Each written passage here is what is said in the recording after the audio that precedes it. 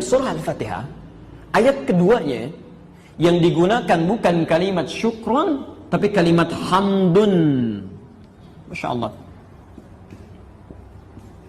Seakan-akan ada isyarat di situ bahwa saat kita akan bersyukur kepada Allah, ingat betul ini ya, baik, syukuri segala nikmatnya.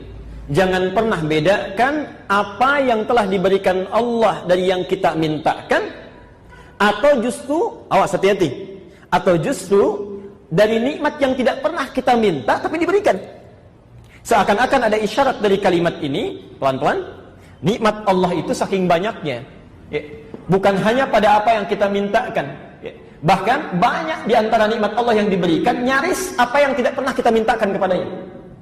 Seakan-akan Allah mengatakan, saya berikan kalimat hamdun di sini bukan syukron, karena saya berikan nikmat kepadamu. Jangankan kau minta yang disebut oleh Nabi kuburan. Hati-hati. Bukan seperti lagi emang kuburan. Kayak kata Nabi ya, ingat. Padahal di sana masih ada orangnya, masih ada penghuninya. Tapi kata Nabi kuburan. Berarti di dalamnya ada mayit-mayit yang berjalan. Awas, hati-hati. Antum kalau sama seperti yang diinfokan Nabi, berarti antum mayit berjalan. Fa innal baita alladhi tuqra'u fihi suratul baqarati la yadkhuluhu syaitan. Apa rumah yang seperti kuburan itu? Di antaranya rumah yang tidak pernah digunakan zikir di dalamnya kepada Allah Subhanahu wa taala. Gak pernah ada sholat, gak pernah baca Al-Quran di dalam, gak pernah bacaan zikir, subhanallah, alhamdulillah, memuji Allah, salawat pada Nabi. Rumah yang gak pernah dipakai zikir itu rumah disebut oleh Nabi kuburan.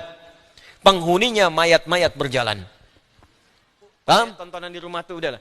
Kalau perlu TV-TV begitu matikan aja. Saya di rumah tuh gak pernah saya setel. Kalau setel tuh paling-paling yang di Mekah. Rusak semua kalau begitu tuh. Rusak. Udah bunyikan mushaf di rumah, dengarkan mushaf. Ya, dengarkan kisah-kisah yang baik. Itu masih banyak bacaan bagus kok. Buka Sirah Nabawiyah, sekarang udah jadi kisah. Ustadz-ustadz kita yang nyampaikan bagus-bagus, buka itu. Ustadz Budi Asari, Ustadz Khalid Basalama, Ustadz-ustadz, dengarkan aja. Setel di rumah. Lebih enak dengerin itu daripada buka-buka TV nggak jelas. Radio-radio nggak jelas.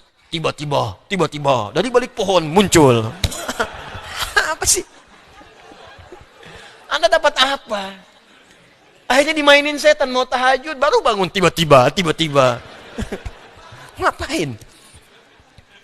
Tinggalin yang nggak jelas itu. Ya, cari yang baik-baik. Jadi hidup kita tuh tenang gitu. Ya, sekarang ini ada saatnya lah kita mesti tegas pada bagian-bagian tertentu. Siapa yang bisa baca doa ini dengan hatinya, tersungkur dan terjatuh air matanya. Allahumma ba'id baini wa baina khataaya. Khata'un, satu kesalahan. Akhta'un, banyak salah. Khotaya, salahnya banyak sampai nggak kehitung. Tambah ya kecil di akhirnya. Ya, aku ngaku. Ya, terakhir itu ngaku.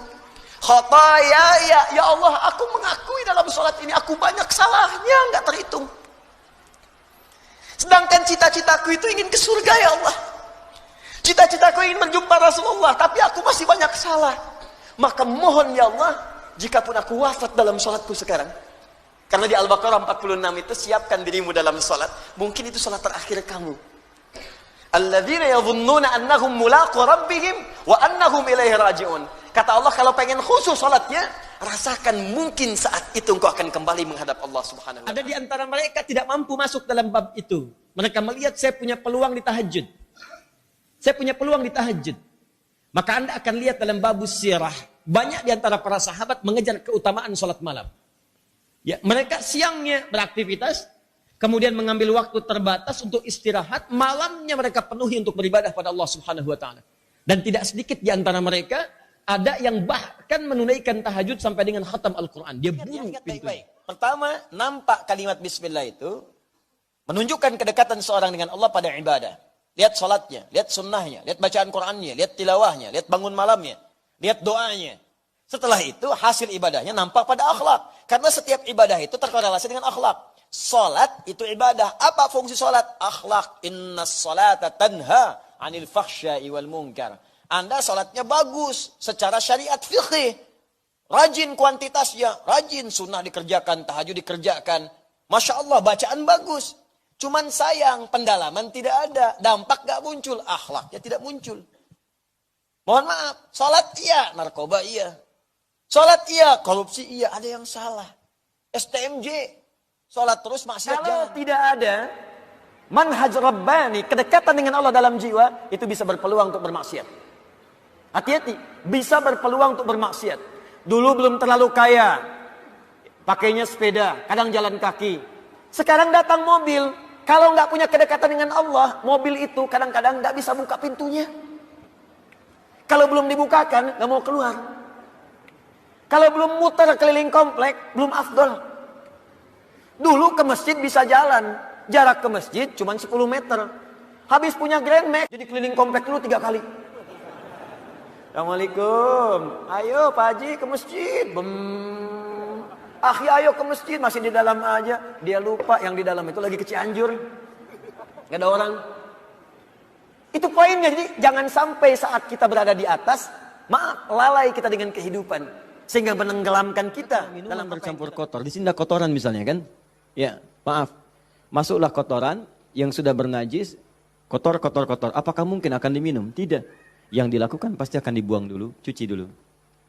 Jadi kadang-kadang sekatnya sudah dibuka, tapi haramnya belum keluar. Memang taubat dari dosa-dosa, misalnya mohon maaf, dosa untuk menipu, awas, dosa pencurian. Taubat betul, cuman barang yang dicuri dikembaliin dulu. Dosa dari ngutangin orang, betul. Dosanya taubat, cuman utang bayar lunas dulu. Bukan bermusafah kemudian lunas dosanya, tidak. Lunas utangnya, tidak. Maka ada hal-hal tertentu yang ketika saat dilakukan, sekatnya mesti dibuka, yang kotor yang mesti dikeluarkan. Tobat dari dosa musyrik, tobat bagus. Cuman keris yang dimusyrikan, pedang yang dimusyrikan, batu-batu yang dimusyrikan, buang dulu. Anda tingkatkan takwa kepada Allah, kata Allah, balasannya saya berikan kemudahan dari semua persoalan yang Anda hadapi. Anda punya masalah, saya berikan solusi. Persamaan terbaliknya, kalau Anda sedang punya persoalan, solusinya gampang kata Allah. Nggak perlu biaya mahal, nggak perlu tenaga banyak.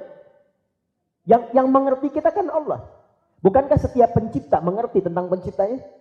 Orang yang tahu tentang mic ini yang buatnya. Orang yang tahu tentang gelas, itu orang yang bikinnya. Orang yang tahu tentang oncom, orang yang bikinnya. Orang yang tahu tentang manusia, penciptanya. Kenapa ketika handphone Anda bermasalah, Anda datang ke tempat handphone? Tapi ketika diri Anda bermasalah, kenapa Anda tidak mengadu kepada pencipta? Sederhana sekali cara berpikirnya. Kata Allah, kalau kamu punya masalah, aku mengerti kamu. Kenapa engkau tidak berlari kepadaku? Kamu yang harus bagaimana atau aku yang harus bagaimana?